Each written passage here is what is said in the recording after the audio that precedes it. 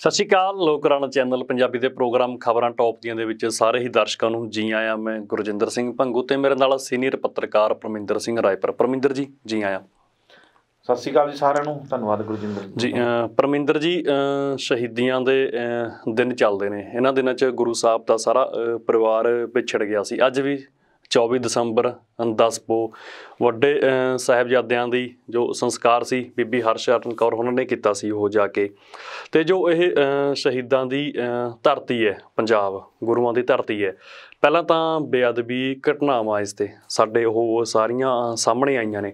ਉਸ ਤੋਂ ਬਾਅਦ ਭਾਵੇਂ ਚੋਣਾਂ ਦੇ ਦਿਨ ਨੇ, ਜੋ ਕੱਲ੍ਹ ਲੁਧਿਆਣੇ 'ਚ ਵਾਪਰਿਆ ਉਹ ਵੀ ਕਿਤੇ ਘੱਟ ਖਤਰਨਾਕ ਨਹੀਂ ਹੈਗਾ। ਜਾਨਾਂ ਚਲੀ ਗਈਆਂ, ਨੁਕਸਾਨ ਹੋ ਗਿਆ ਕਿੱਡਾ ਵੱਡਾ ਉੱਥੇ, ਪਰ ਸਰਕਾਰਾਂ ਹਜੇ ਤੱਕ ਸੂਤੀਆਂ ਹੀ ਨੇ। ਭਾਵੇਂ ਬਿਆਨਬਾਜ਼ੀ ਸਾਰਿਆਂ ਨੇ ਕੀਤੀ, ਪਰ ਇਨਸਾਫ ਅਜੇ ਤੱਕ ਨਹੀਂ ਲੱਗਦਾ। ਜਿਵੇਂ ਸੁਖਜਿੰਦਰ ਸਿੰਘ ਰੰਧਾਵਾ ਵੱਲੋਂ ਬੇਅਦਬੀ ਮੌਕੇ ਕਿਹਾ ਗਿਆ ਸੀ, ਜੋ ਬੇਅਦਬੀ ਹੋਣ ਤੋਂ ਬਚਾ ਰਹਿ ਗਿਆ ਸੀ ਹਰਿਮੰਦਰ ਸਾਹਿਬ, ਕਿ 2 ਦਿਨ ਦੇ ਵਿੱਚ ਰਿਪੋਰਟ ਟੇਬਲ ਹੋਊਗੀ, ਮਾਮਲਾ ਸੁਲਝਾ ਦਾਂਗੇ, ਪਰ ਉਹ ਵਿੱਚ ਹੀ ਪਿਆ।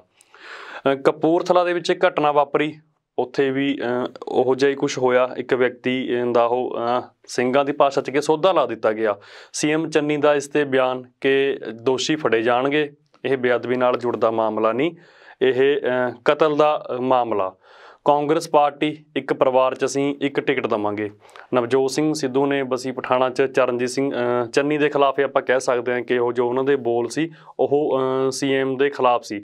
ਹੁਣ ਜੋ ਲੁਧਿਆਣਾ ਦੇ ਵਿੱਚ ਵਾਪਰਿਆ, ਕਿਹਾ ਜਾ ਰਿਹਾ ਕਿ ਜੋ ਮ੍ਰਿਤਕ ਨੇ ਉਹਨਾਂ ਦੀ ਬਾਂਹ 'ਤੇ ਜੋ ਟੈਟੂ ਹੈ ਉਸ ਦੇ ਆਧਾਰ ਦੇ ਉੱਤੇ ਅੱਗੇ ਛਾਣਬੀਣ ਕਰ ਰਹੀਆਂ ਨੇ ਏਜੰਸੀਆਂ ਤੇ ਪੁਲਿਸ। ਜੀ ਗੁਰਜਿੰਦਰ ਜੀ, ਸਭ ਤੋਂ ਪਹਿਲਾਂ ਤਾਂ ਤੁਸੀਂ ਜਿੱਦਾਂ ਗੁਰੂ ਸਾਹਿਬਾਨਾਂ ਦੀ ਗੱਲ ਕਰੀ ਹੈ, ਠੰਡ ਵੀ ਸਿਖਰਾਂ ਦੀ ਆ, ਅਤੇ ਉਹ ਵੇਲਾ ਵੀ ਇੱਦਾਂ ਕਹਿ ਲਓ ਆਪਾਂ ਨੂੰ ਸਾਰਿਆਂ ਨੂੰ ਇੱਕ ਤਰ੍ਹਾਂ ਨਾਲ ਕਹਿ ਲਓ ਸਿੱਖ ਕੌਮ ਜਾਂ ਪੂਰੀ, ਮੇਰੇ ਖਿਆਲ ਨਾਲ ਤਾਂ ਪੂਰੀ ਦੁਨੀਆ ਨੂੰ ਇਹ ਇੱਦਾਂ ਦੇ ਜਿਹੜੇ ਸ਼ਹੀਦੀ ਦਿਹਾੜੇ ਨੇ ਉਹ ਮਨਾਉਣੇ ਚਾਹੀਦੇ ਆ। ਦੁਨੀਆ ਦੇ ਵਿੱਚ ਪਤਾ ਹੋਣਾ ਚਾਹੀਦਾ ਕਿ ਉਹ ਮਾਸੂਮਾਂ ਨੇ ਕਿੱਡੀਆਂ ਕੁਰਬਾਨੀਆਂ, ਸਾਡੇ ਵੱਡੇ ਵਡੇਰੇ ਨੇ ਉਹ ਬਿਲਕੁਲ ਉਹ ਮਾਸੂਮ ਸੀਗੇ ਉਦੋਂ ਕਿੱਡੀਆਂ ਵੱਡੀਆਂ ਕੁਰਬਾਨੀਆਂ ਦੇ ਦਿੱਤੀਆਂ ਅਤੇ ਮਨੁੱਖਤਾ ਦੇ ਲਈ ਦਿੱਤੀਆਂ, ਕਿਸੇ ਲਾਲਚ ਬਸ ਨਹੀਂ ਦਿੱਤੀਆਂ ਜੀ।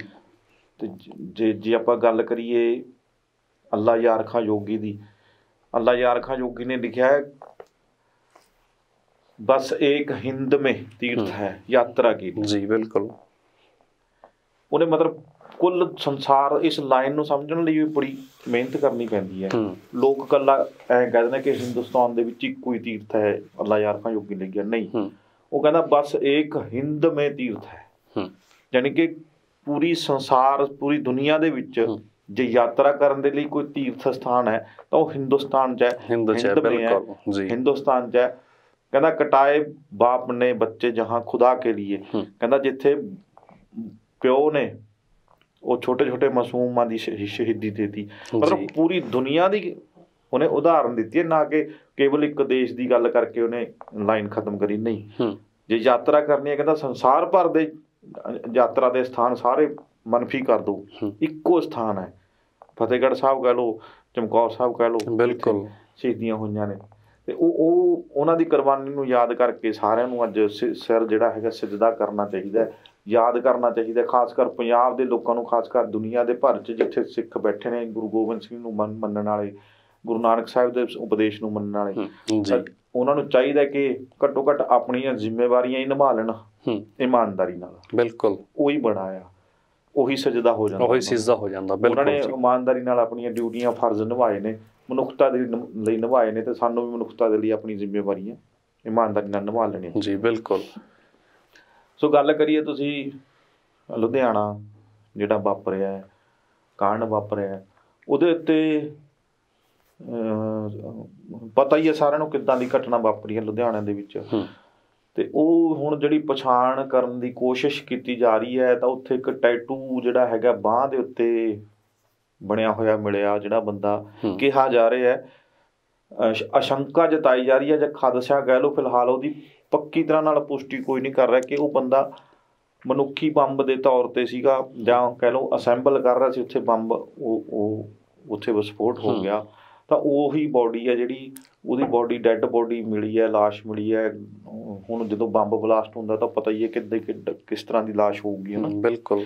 ਤੇ ਉਹਦੇ ਤੇ ਸਿਰਫ ਇੱਕ ਪਛਾਣ ਕਰਨ ਲਈ ਇੱਕ ਟੈਟੂ ਬਣਿਆ ਮਿਲਿਆ, ਜਿਹਨੂੰ ਕਹਿੰਦੇ ਖੰਡਾ ਬਣਿਆ ਹੋਇਆ ਹੈ ਟੈਟੂ, ਤੇ ਲਾਲ ਜੇ ਰੰਗ ਦਾ ਔਰ ਹਰੇ ਜੇ ਰੰਗ ਦਾ ਉਹਦੀ ਬਾਂਹ ਤੇ, ਉਹਦੇ ਤੋਂ ਹੀ ਪਛਾਣ ਕਰਨ ਦੀ ਕੋਸ਼ਿਸ਼ ਕੀਤੀ ਜਾ ਰਹੀ ਹੈ। ਚੀਥੜੇ ਉੱਡ ਜਾਂਦੇ ਆ ਜਦੋਂ ਬੰਬ ਬਲਾਸਟ ਹੁੰਦਾ, ਠੀਕ ਹੈ। ਤੇ ਨਾਲ ਇਹ ਵੀ ਗੱਲ, ਨਾਲ ਇਹ ਇੱਕ ਮੈਂ ਮੀਡੀਆ ਦੇਖ ਰਿਹਾ ਸੀਗਾ, ਭਾਰਤੀ ਮੀਡੀਆ ਹਿੰਦੀ, ਉਹ ਚਲਾ ਰਿਹਾ ਕਿ ਕਿਤੇ ਨਾ ਕਿਤੇ ਸ਼ਾਇਦ ਬੱਬਰ ਖਾਲਸਾ ਨਾਲ ਸੰਬੰਧ ਨੇ ਇਹਨਾਂ ਚੀਜ਼ਾਂ ਦੇ, ਇੱਦਾਂ ਦੀ ਕੋਈ ਖਬਰ ਚਲਾ ਰਿਹਾ। ਇਹ ਤਾਂ ਗੱਲ ਹੁਣ ਜਾਂਚ ਸਾਹਮਣੇ ਆਣੀ ਹੈ ਕਿ ਕੌਣ ਹੈ, ਕਿਵੇਂ ਹੈ, ਕਿੱਦਾਂ ਹੈ।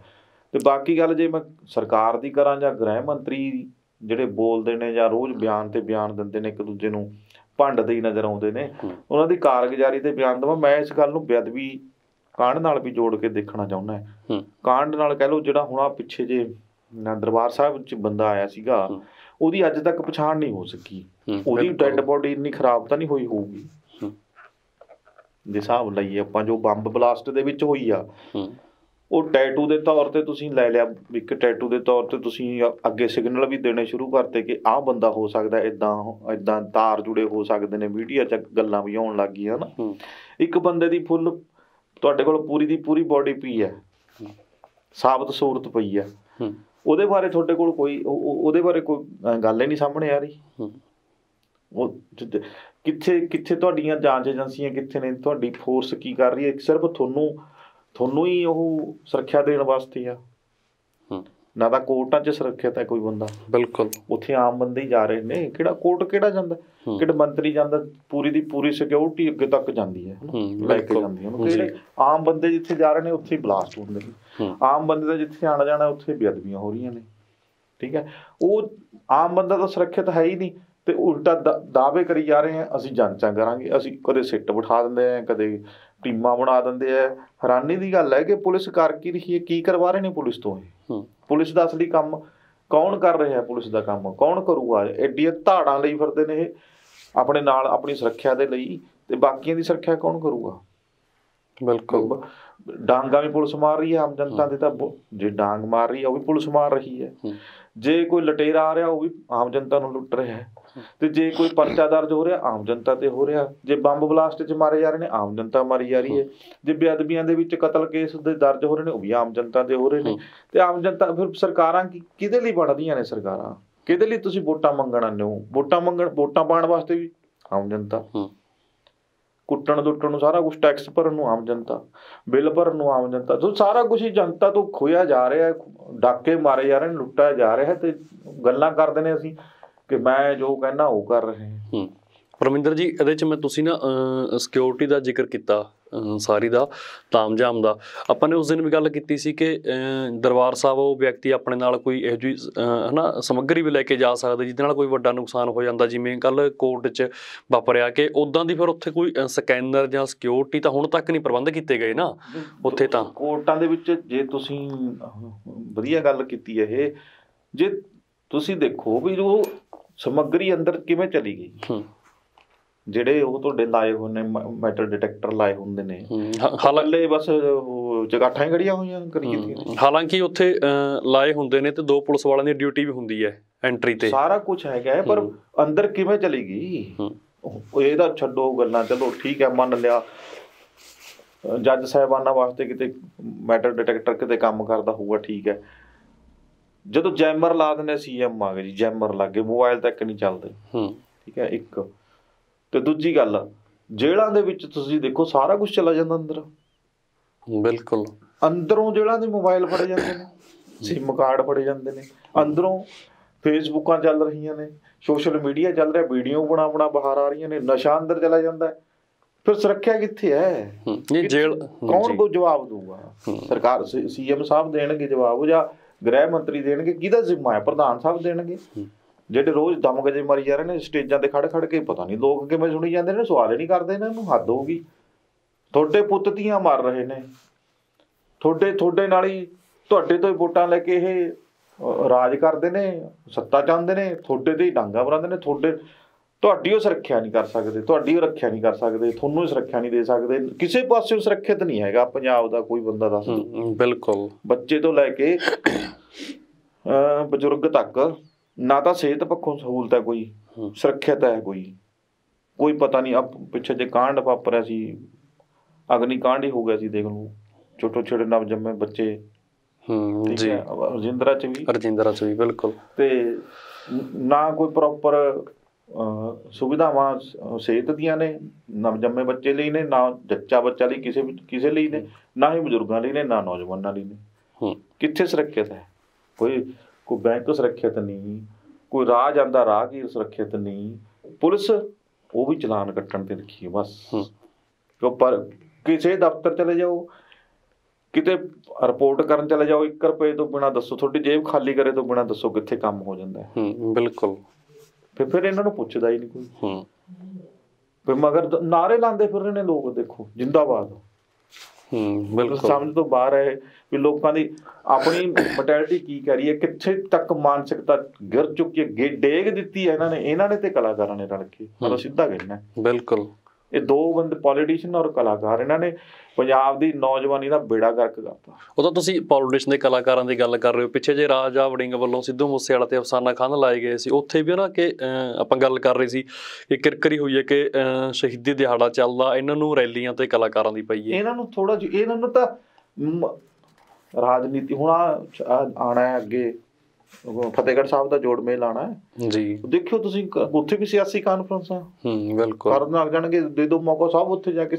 ਇਹਨਾਂ ਨੂੰ ਤਾਂ ਉਹ ਚਾਹੀਦਾ ਵੀ ਸਿਆਸਤ ਦੇ ਵਿੱਚ ਕਿਵੇਂ ਆਈਏ, ਕਿਵੇਂ ਸਹਾਰਾ ਲਈਏ।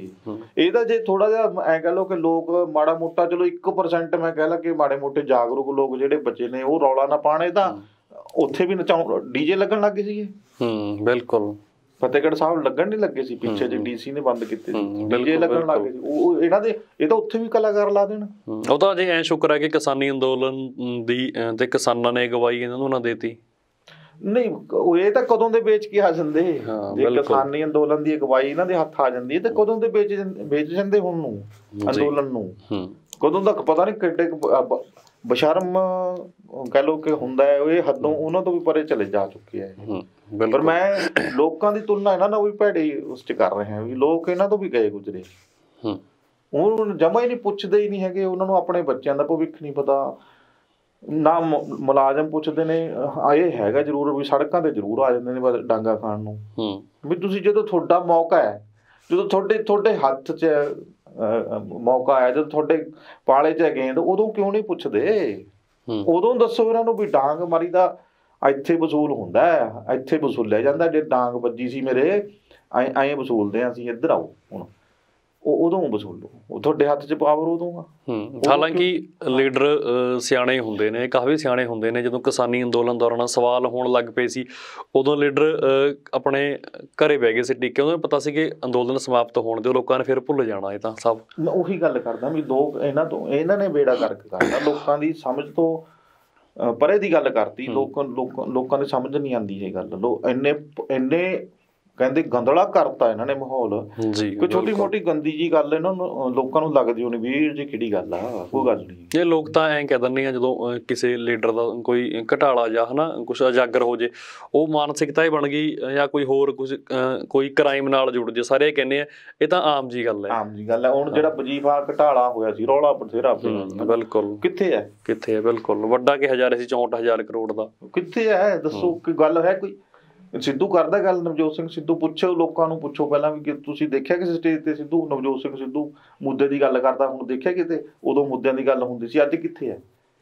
ਕਿਹੜੀ ਗੱਲ ਕਰਦੇ ਅੱਜ? ਇਹ ਬੇਅਦਬੀ ਦੀ ਗੱਲ ਕੋਈ ਕਰਦਾ ਅੱਜ? ਦੱਸੋ ਕੌਣ ਕਰਦਾ? ਨਸ਼ੇ ਦੀ ਗੱਲ ਕਰਦਾ ਕੋਈ? ਕਿਹੜੇ ਨੇ ਲੱਕ ਤੋੜਿਆ ਮੈਨੂੰ ਦੱਸੋ? ਕਿਸ ਦਾ ਲੱਕ ਤੋੜਤਾ ਇਹਨਾਂ ਨੇ? ਕਿਹੜੇ ਸਮਗਲਰ ਨੂੰ ਫੜ ਕੇ ਇਹਨਾਂ ਨੇ ਦੱਸਤਾ ਵੀ ਆਹ ਦੇਖੋ ਜੀ ਇਹ ਕੈਪਟਨ ਨੇ ਨਹੀਂ ਫੜਿਆ ਸੀ, ਅਸੀਂ ਫੜਦੇ ਹਾਂ। ਸਾਰੇ ਇੱਕੋ ਥਾਲੀ ਦੇ ਚੱਟੇ ਵੱਟੇ ਆ, ਆਪਣੀ ਆਪਣੀ ਕੁਰਸੀ ਸਾਂਭੀ ਬੈਠੇ ਆ ਬਸ ਲੋਕਾਂ ਦੇ ਸਿਰ ਤੋਂ। ਲੋਕਾਂ ਲਈ ਲੋਕ ਹਿੱਤਾਂ ਦੀ ਗੱਲਾਂ ਕਰਦੇ ਨੇ ਬਸ, ਹੋਰ ਕੁਛ ਨਹੀਂ ਹੈਗਾ। ਲੋਕ ਅੱਗੇ ਚਾਂਬਲ ਜਾਂਦੇ ਨੇ, ਸਾਡੀ ਗੱਲ ਕਰਦਾ ਜੀ, ਉਹ ਨਾਅਰੇ ਮਾਰਦੇ ਨਹੀਂ ਥੱਕਦੇ, ਜੈਕਾਰੇ ਲਾਉਂਦੇ। ਬਿਲਕੁਲ ਜੀ। ਤੇ ਪਰਮਿੰਦਰ ਜੀ, ਹੁਣ ਕਾਂਗਰਸ ਪਾਰਟੀ ਉਹ ਕਹਿੰਦੇ ਕਿ ਇੱਕ ਪਰਿਵਾਰ ਨੂੰ ਅਸੀਂ ਇੱਕ ਟਿਕਟ ਦੇਵਾਂਗੇ। ਤੇ ਨਵਜੋਤ ਸਿੰਘ ਸਿੱਧੂ ਦਾ ਬਸੀ ਪਠਾਣਾ ਪ੍ਰੋਗਰਾਮ ਸੀ। ਉਹਨਾਂ ਨੇ ਉੱਥੇ ਜੋ ਡਾਕਟਰ ਮਨੋਹਰ ਸਿੰਘ ਨੇ, CM ਚੰਨੀ ਦੇ ਬ੍ਰਦਰ ਨੇ, ਉਹ ਤਮੰਨਾ ਰੱਖਦੇ ਨੇ ਬਸੀ ਪਠਾਣਾ ਤੋਂ ਚੋਣ ਲੜਨ ਦੀ। ਨਵਜੋਤ ਸਿੰਘ ਸਿੱਧੂ ਨੇ ਇਹ ਗੱਲ ਕਹੀ ਕਿ ਕੰਮ ਦੇ ਆਧਾਰ 'ਤੇ, ਮੈਰਿਟ ਦੇ ਆਧਾਰ 'ਤੇ ਟਿਕਟ ਦਿੱਤੀ ਜਾਊਗੀ। ਤੇ GP ਸਿੰਘ ਨੂੰ ਉਹਨਾਂ ਨੇ ਕੈਂਡੀਡੇਟ ਵੀ ਅਨਾਊਂਸ ਤਾ। ਹਾਲਾਂਕਿ ਕਮੇਟੀ, ਸਕਰੀਨਿੰਗ ਕਮੇਟੀ ਦਾ ਵੀ ਇੱਕ ਫੈਸਲਾ ਆਇਆ ਕਿ ਇੱਕ ਪਰਿਵਾਰ ਦੇ ਵਿੱਚ ਇੱਕ ਹੀ ਟਿਕਟ ਦਿੱਤੀ ਜਾਊਗੀ।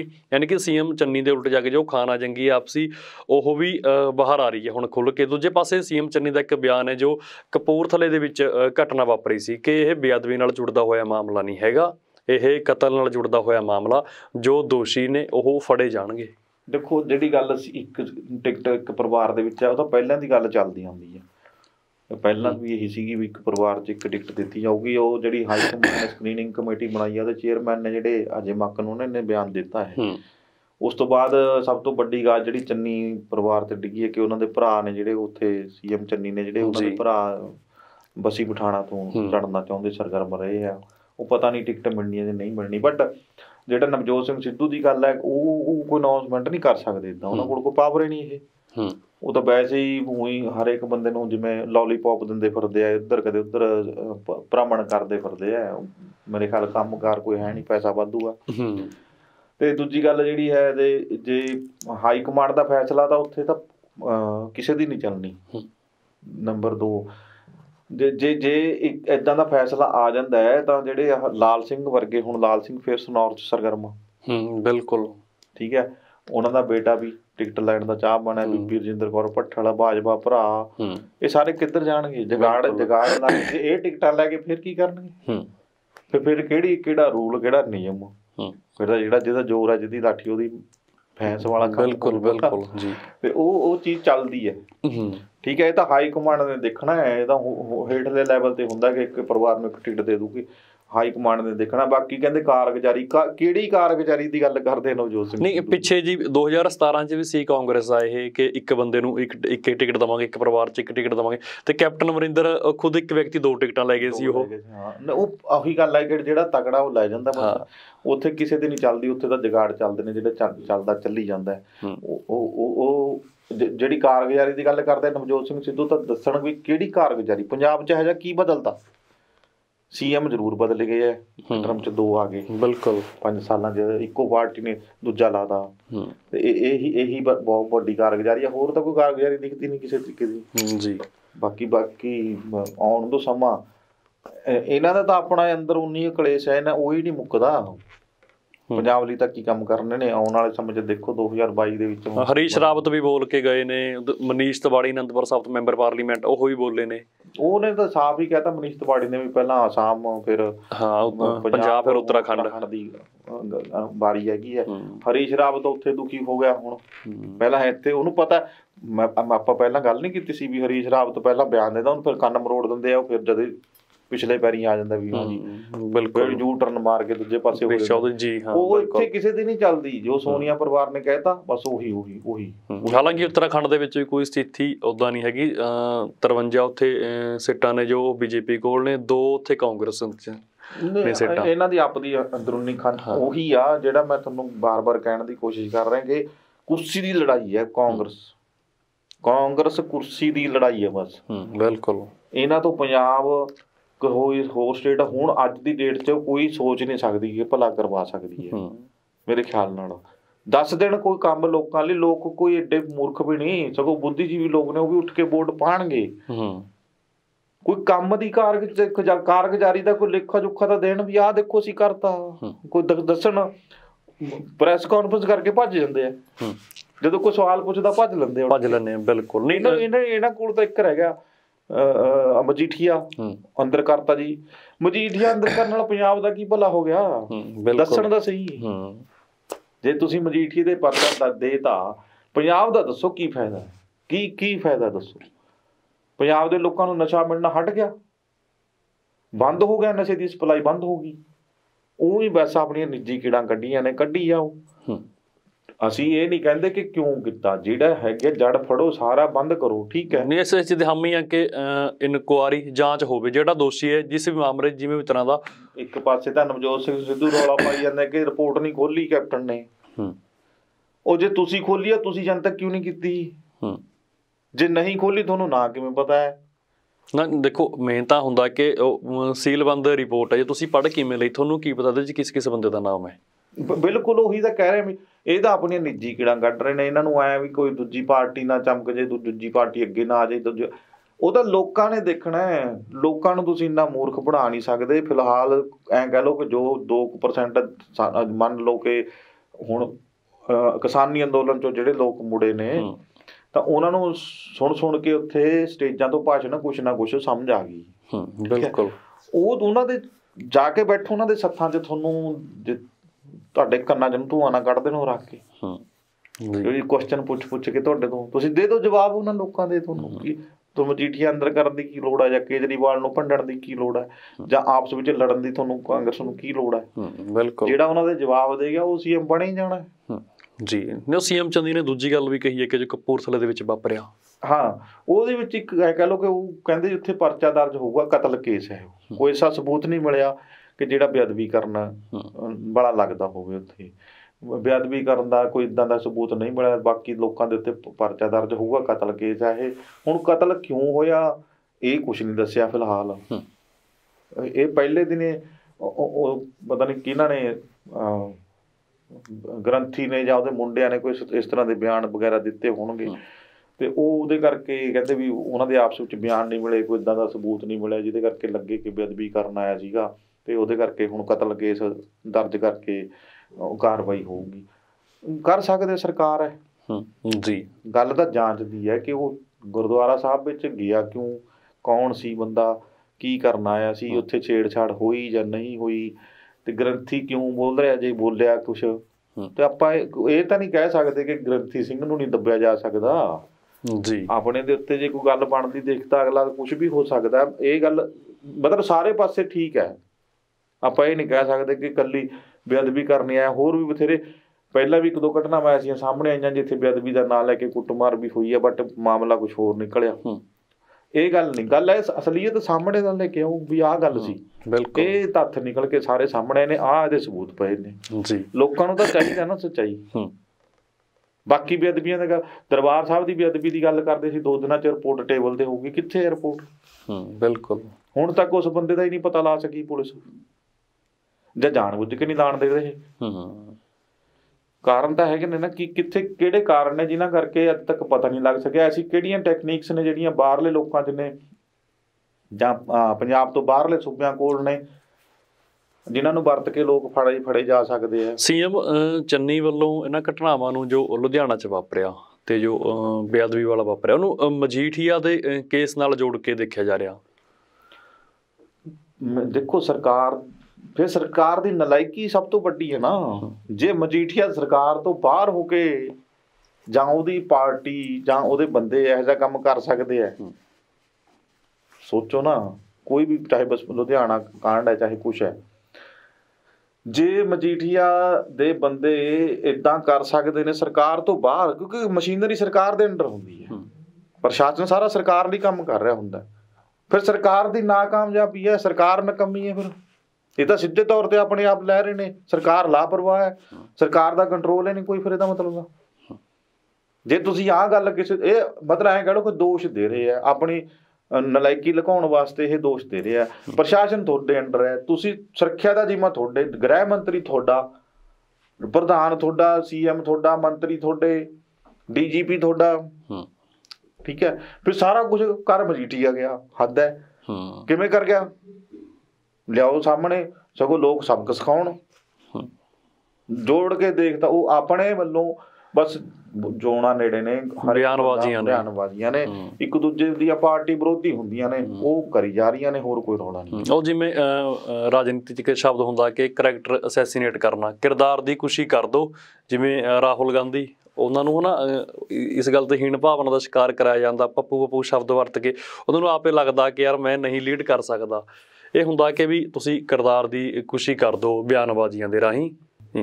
ਪਰਮਿੰਦਰ ਜੀ, ਜੇ ਆਪਾਂ ਡੀਜੀਪੀ ਦੀ ਗੱਲ ਕਰੀਏ, ਹੁਣ ਆਪਾਂ ਕਈ ਦਿਨਾਂ ਤੋਂ ਅਖਬਾਰ 'ਚ ਪੜ੍ਹ ਰਹੇ ਸੀ UPSC ਦੇ ਮਾਮਲੇ ਨਿਯੁਕਤੀ ਨੂੰ ਲੈ ਕੇ, ਉਹ ਜੋ ਟਾਈਮ ਪੀਰੀਅਡ ਸੀ ਕਿ ਕੰਪਲੀਟ ਨਹੀਂ ਸੀ ਹੋ ਰਿਹਾ ਇੰਨੇ ਸਮੇਂ ਦੇ ਦੌਰਾਨ। ਹੁਣ ਉਸ ਮਾਮਲੇ 'ਚ ਕੀ ਅਪਡੇਟ ਹੈ?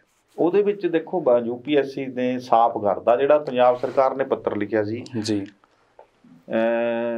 ਜਿਹੜੀ ਕੱਟ ਆਫ ਡੇਟ ਉਹਨਾਂ ਨੇ ਲਈ ਸੀ ਵੀ 30 ਸਤੰਬਰ ਮੰਨੀ ਜਾਵੇ, ਤਾਂ ਉਹ UPSC ਨੇ ਕਹਿਤਾ ਕਿ ਉਹ 30 ਸਤੰਬਰ ਨਹੀਂ ਮੰਨੀ ਜਾਊਗੀ, ਕਿਉਂਕਿ 5 ਅਕਤੂਬਰ ਤੱਕ DGP ਦਾ ਉਹਦਾ ਖਾਲੀ ਨਹੀਂ ਸੀਗਾ ਜੀ, ਉਹ 5 ਅਕਤੂਬਰ ਹੀ ਮੰਨੀ ਜਾਊਗੀ।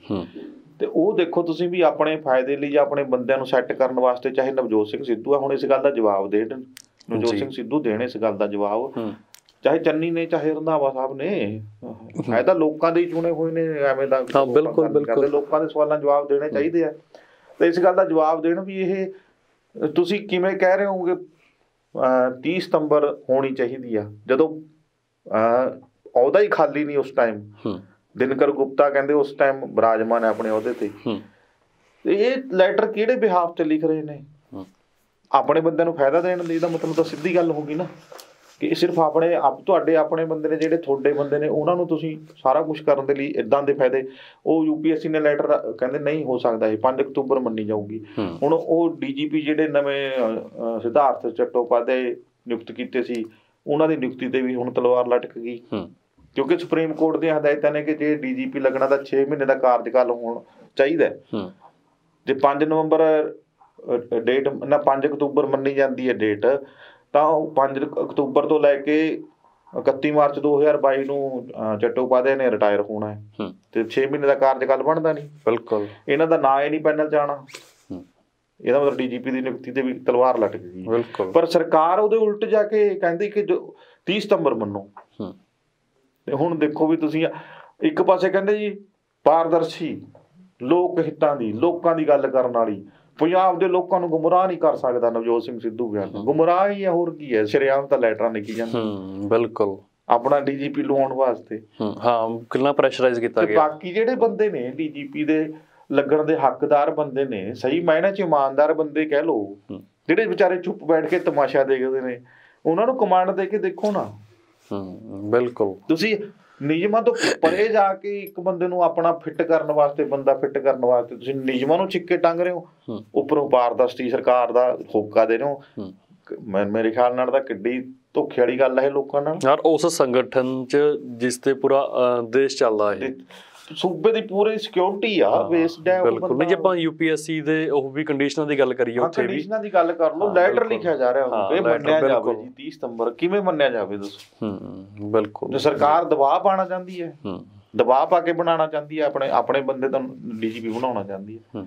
ਜੇ ਕੋਈ ਵੀ ਅਗਰ ਯੋਗ ਹੈਗਾ, ਦਿਓ ਮੌਕਾ, ਕੋਈ ਹੈ ਚਾਹੇ, ਉਹਨੂੰ ਕੋਈ ਇਮਾਨਦਾਰੀ ਨਾਲ ਕੰਮ ਕਰੇ। ਤੁਹਾਡਾ ਹੀ ਬੰਦਾ ਬਸ ਇਮਾਨਦਾਰ ਹੈ, ਬਾਕੀ ਸਾਰੇ ਬੇਈਮਾਨ ਭਰਤੀ ਹੋਏ ਨੇ ਜੀ। ਚਲੋ ਸ਼ੁਕਰੀਆ ਪਰਮਿੰਦਰ ਜੀ, ਖਬਰਾਂ ਤੇ ਵਿਚਾਰ ਚਰਚਾ ਕਰਨ ਦੇ ਲਈ ਤੁਸੀਂ ਸਾਡੇ ਨਾਲ ਜੁੜੇ, ਤੁਹਾਡਾ ਧੰਨਵਾਦ। ਧੰਨਵਾਦ ਜੀ, ਸ਼ੁਕਰੀਆ। ਦੋਸਤੋ, ਸਾਡੇ ਨਾਲ ਜੁੜੇ ਹੋਏ ਸੀ ਸੀਨੀਅਰ ਪੱਤਰਕਾਰ ਪਰਮਿੰਦਰ ਸਿੰਘ ਰਾਏਪੁਰ। ਅੱਜ ਪੰਜਾਬ ਦੇ ਜੋ ਅਹਿਮ ਮੁੱਦੇ ਭਾਵੇਂ ਸਿਆਸਤਦਾਨਾਂ ਲਈ, ਵੋਟਾਂ ਲਈ ਮੁੱਦੇ ਬਣ ਜਾਂਦੇ ਨੇ, ਪਰ ਉਹ ਘਟਨਾਵਾਂ ਨੇ ਜੋ ਸੰਦੇਸ਼ ਗਲਤ ਦੇਣਾ ਚਾਹੁੰਦੀਆਂ ਨੇ। ਪੰਜਾਬ ਜੋ ਗੁਰੂਆਂ ਪੀਰਾਂ ਦੇ ਨਾਂ 'ਤੇ ਵੱਸਦਾ, ਭਾਵੇਂ ਬੇਅਦਬੀ ਦੀ ਘਟਨਾ ਹੋਣ, ਬਲਾਸਟ ਦੀਆਂ ਘਟਨਾ ਹੋਣ, ਜਦੋਂ ਵੀ ਵਿਧਾਨ ਸਭਾ ਦੀ ਇਲੈਕਸ਼ਨ ਹੁੰਦੀ ਹੈ ਪੰਜਾਬ ਦੇ ਵਿੱਚ, ਉਦੋਂ ਇਹੋ ਜਿਹੀਆਂ ਘਟਨਾਵਾਂ ਵਾਪਰਦੀਆਂ ਨੇ। ਜਦੋਂ 2017 ਦੀ ਜਦੋਂ ਇਲੈਕਸ਼ਨ ਸੀ, ਉਦੋਂ ਮੌੜ ਬੰਬ ਧਮਾਕਾ ਹੋਇਆ ਸੀ। ਜਾਂਚ ਕਿੱਥੇ ਕੁ ਗਈ, ਕਿਹੜੇ ਬੰਦਿਆਂ ਦਾ ਨਾਮ ਨਿਕਲ ਕੇ ਆਇਆ, ਉਹ ਸਭ ਧਰਾਇਆ ਰਹਿ ਗਿਆ। ਉਸ 'ਤੇ ਕਿਸੇ ਨੇ ਕੋਈ ਇਨਵੈਸਟੀਗੇਸ਼ਨ ਜਾਂ ਜਾਂਚ ਅੱਗੇ ਵਧਾਉਣ ਦੀ ਕੋਸ਼ਿਸ਼ ਨਹੀਂ ਕੀਤੀ। ਇਹ ਵੀ ਲੱਗਦਾ ਕਿ ਇੱਦਾਂ ਹੀ ਇਹ ਦਬਾ ਕੇ ਰਹਿ ਜਾਊਗਾ। ਇਨਸਾਫ ਜੋ ਪੀੜਤ ਨੇ ਜਾਂ ਜਿਨ੍ਹਾਂ ਦੀ ਜਾਨ ਚਲੀ ਗਈ, ਉਹਨਾਂ ਨੂੰ ਮਿਲਣਾ ਕੋਈ ਨਹੀਂ। ਹੁਣ ਇਹਨਾਂ ਮਾਮਲਿਆਂ ਦੇ ਵਿੱਚ ਸਾਡੇ ਕੋਲ ਜੋ ਤਾਜ਼ਾ ਅਪਡੇਟ ਹੋਊਗੀ, ਅਸੀਂ ਉਹ ਲਗਾਤਾਰ ਲੋਕ ਰਣ 'ਤੇ ਤੁਹਾਡੇ ਨਾਲ ਸਾਂਝੀ ਕਰਦੇ ਰਹਾਂਗੇ। ਤੁਸੀਂ ਦੇਖਦੇ ਰਹੋ ਤੁਹਾਡਾ ਆਪਣਾ ਚੈਨਲ ਲੋਕ ਰਣ ਚੈਨਲ ਪੰਜਾਬੀ। ਧੰਨਵਾਦ।